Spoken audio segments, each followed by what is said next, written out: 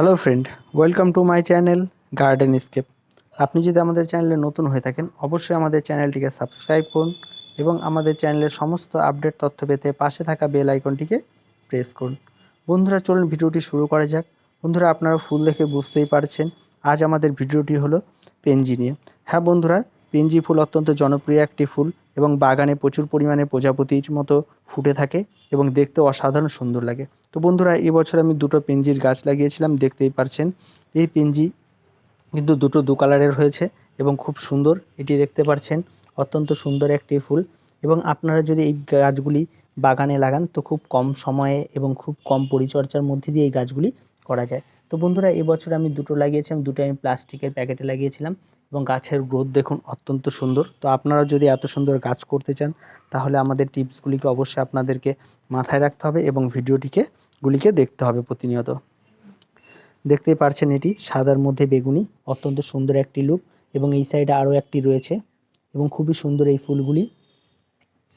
তো বন্ধুরা পেনজি গাছগুলি লাগাতে গেলে সবার প্রথমে আপনাকে 4 ইঞ্চি থেকে 6 ইঞ্চি পর্যন্ত টব নির্বাচন করতে হবে। তো প্রতিটি টবে একটি করেই চারা দিতে হবে, বেশি চারা দেওয়ার কোনো প্রয়োজন নেই এবং খুব কম পরিচর্যার মধ্যে দিয়ে গাছগুলি করা যায়। তবে এই গাছে কিন্তু সারের পরিমাণ একটু বেশি লাগে। আপনাদের এই গাছের মাটি তৈরি করতে হলে সবার প্রথমে আপনাদেরকে 75% গোবর সার এবং তার সঙ্গে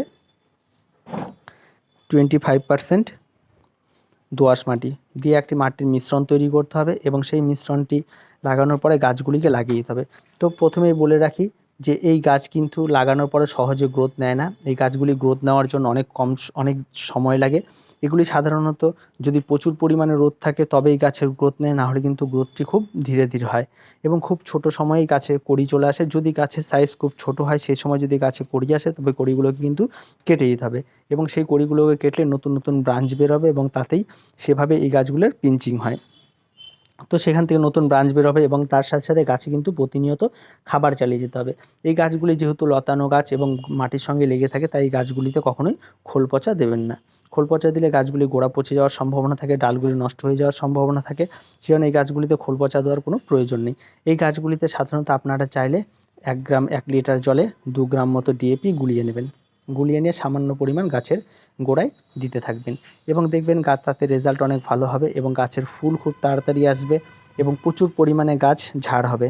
এবং দেখতেই পারছেন আমার এই গাছটি প্রচুর পরিমাণে ঝাড় হয়েছে এবং একটি গাছে ফুলের সংখ্যা দেখুন প্রচুর পরিমাণে ফুল রয়েছে এবং প্রচুর চারদিক দিয়ে দেখুন গাছটিতে পুরো গাছে ফুলে বেগুনিতে ভরে গেছে এবং প্রচুর পরিমাণে ফুল রয়েছে।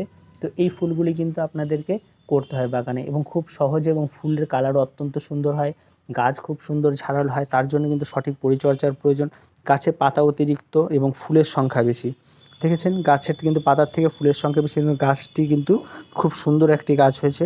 এবং আপনারা যদি এইভাবেই পরিচর্যা করতে থাকেন এবং খুব কম সময়ের মধ্যে গাছ করতে থাকেন তাহলে কিন্তু এভাবে আপনাদেরকে করতে হবে। তো আমি এবছর প্লাস্টিক প্যাকেটের মধ্যেই করেছি দেখুন। আপনারা এইভাবে প্লাস্টিক প্যাকেটে এই গাছগুলি করতে থাকেন কম খরচ, এবং আপনারা চাইলে অন্য কোনো কন্টেনার বা টবে বা যে কোনো কিছু দিয়ে লাগাতে পারেন। তো পেনজি গাছ কিন্তু তেমন কোনো পরিচর্যা নেই, তবে গাছটিতে প্রতিনিয়ত আপনাকে অ্যান্টিফাঙ্গাল স্প্রে করতে হবে, তার সঙ্গে সঙ্গে কিন্তু কীটনাশক স্প্রে করতে হবে, কারণ গাছে কিন্তু প্রচুর পরিমাণে ধসা রোগ লাগে এবং এই ধসা রোগ থেকে মুক্তি রাখতে কিন্তু আপনাদের কিন্তু এই ছোটোখাটো পরিচর্যাগুলি করতে হবে। 7 দিন 1 দিন করে অবশ্যই অ্যান্টিফাঙ্গাল স্প্রে করবেন, আর তার সঙ্গে কিন্তু আপনাদেরকে ফাঙ্গিসাইডও স্প্রে করতে হবে। দেখতেই পারছেন। এবং এই গাছে বেশিরভাগ পরিমাণে শুঁয়োপোকার লাগে এবং শুঁয়োপোকার নিরাময় করার জন্য আপনাদেরকে মাঝে মধ্যে গাছের পাতাগুলিকে সরিয়ে গাছের গোড়ার দিকে কিন্তু খেয়াল রাখতে হবে, গাছের গোড়ার দিকে সমস্ত কিছু সুস্থ আছে কিনা সেই জিনিসগুলো কিন্তু বারবার, এগুলি কিন্তু ছোটোখাটো পরিচর্যা, এগুলি খেয়াল রাখতে হবে। ফুল ফোটার পরে যে ফুলগুলি পড়ে থাকবে, যে পুরনো ফুল, সেই ফুলগুলিকে কিন্তু, যে দেখুন এই ফুলটি পুরনো ফুল, তাহলে এই ফুলগুলিকে কিন্তু কেটে দিতে হবে, কেটে এভাবে এই ফুলগুলিকে ফেলে দিতে হবে। তাহলে সেই জায়গাটায় যে ফাঁকা হলো সেখান থেকে আবার নতুন কড়ি আছে, দেখুন এই জায়গাটা থেকে কিন্তু আবার নতুন কড়ি, এই যে এখানে রয়েছে আরেকটি, এটি থেকে কিন্তু আবার নতুন ফুল ফুটতে শুরু করবে। তো এইভাবে এই ফুলগুলি যাতে ঢেকে না থাকে সেই জন্য ছোটোখাটো এই ব্যাপারগুলি কিন্তু দেখে রাখতে হবে, তাহলে কিন্তু গাছগুলি আরও সুস্থ থাকবে এবং আরও অনেক দিন পর্যন্ত ফুল দেবে। এই পেনজি গাছ কিন্তু জল দিয়ে যদি বাঁচিয়ে রাখা যায়, প্রতিনিয়ত যদি পর্যাপ্ত পরিমাণে জল দেওয়া যায় তাহলে গাছগুলি দীর্ঘদিন বেঁচে থাকে এবং দীর্ঘদিন আমরা এর থেকে ফুল পেতে পারি। এবং ফুলের কালার অসাধারণ, আরও প্রচুর কালার রয়েছে এবং সেগুলো এখনও ফোটেনি এবং কড়ি চলে এসছে, সেগুলি ফুটলে আপনাদেরকে আমরা দেখিয়ে দিব। তো খুব সহজভাবে এই গাছের পরিচর্যা করা যায় এবং খুব সহজভাবে এই এত সুন্দর ফুল পাওয়া যায়। তার জন্য আপনাদেরকে আমাদের ভিডিওগুলি দেখতে হবে এবং ভিডিওটি আজকে এ পর্যন্তই। ভিডিওটি ভালো লাগলে অবশ্যই লাইক, শেয়ার এবং কমেন্ট করুন এবং আমাদের চ্যানেলটিকে অবশ্যই সাবস্ক্রাইব করুন।